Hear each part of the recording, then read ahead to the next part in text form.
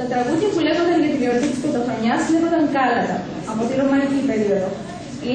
Η ρωμαϊκή λέξη καλέντε σημαίνει πρωτομηνιά.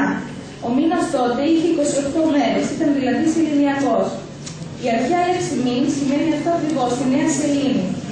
Όταν υπήρχε λοιπόν Πανσέλινος, οι Ρωμαίοι έλεγαν ότι ήταν καλέντες, λέξη που χρησιμοποιούμε ακόμα και σήμερα για πράξεις που αναβάλουμε.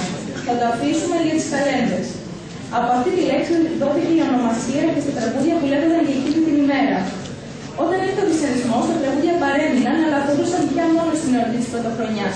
Και κατ' επέκταση και των Χριστουγέννων και των Χόντων που γιορτάζονταν αρχικά μαζί στις 6 Ιανουαρίου.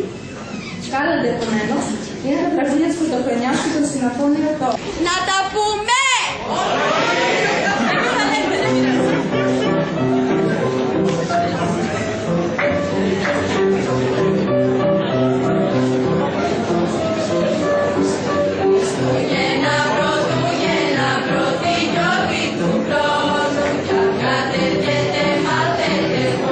Χριστός γεννάται,